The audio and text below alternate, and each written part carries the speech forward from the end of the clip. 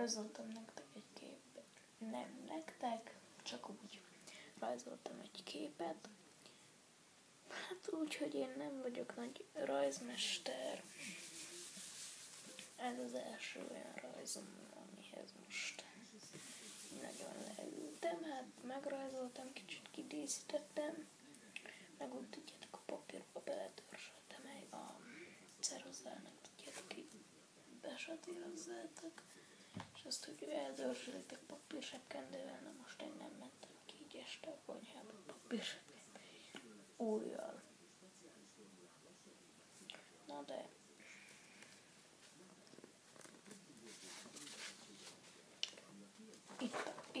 Így néz ki a kép. Így látjátok, én profi megrajzoltam. Na jó, nem ez a kép. Hát így első ránézésre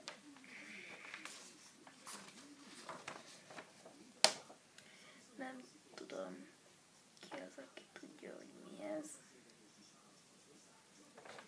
Tudjátok mit? Tippelgessetek, hogy várok egy kis időt, és addig tippelgessetek, hogy mi lehet ez. Nyugodtan.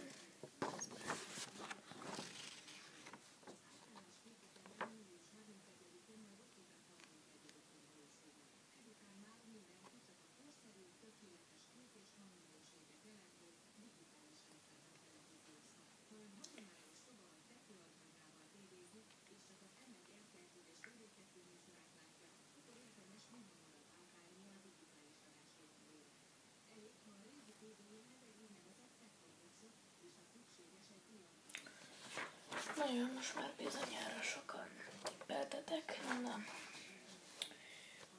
azt talált, aki második világháborús puska rajzolt. Mondott.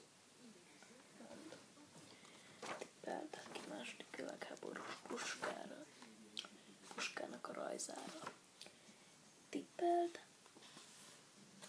Na hát a képen, amiről másoltam, van egy kis elbaszás. Na, például első, hogy hát ez a puska, szerintem így is jó, de kicsit elbasztam, mert innentől így, hoppá, nem látszik, innentől így lejt.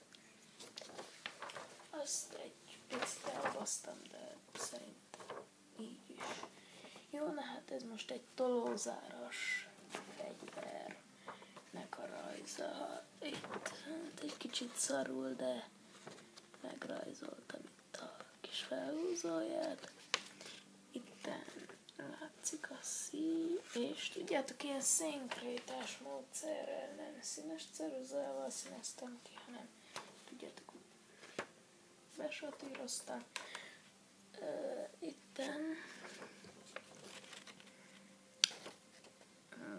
ez a vastag fekete csík, itt ez a tölténykivető rész, ez itten pedig egy kicsit olyan sötétebbnek láttam itt ezt a részt itt a képen, ezért ezt egy kicsit erősebben besatíroztam, ezt oda nyomtam, satíroztam ezt, satíroztam egy picit megnyomtam, mert teljesen így oldalasan megkaptam.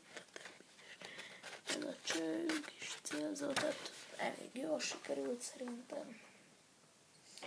Aztán így a lapra, most közelebb viszem, így csak úgy random húztam ilyen csíkokat, aztán ez az, amit úgy bele törlöltem. Na, mondom, szerintem így, hogy első képen így szerintem elég jól sikerült. Ezeket a képeket pedig meg fogom tartani, és attól függően, hogy ennek a videónak mekkora nézettsége lesz, ugye attól függően fog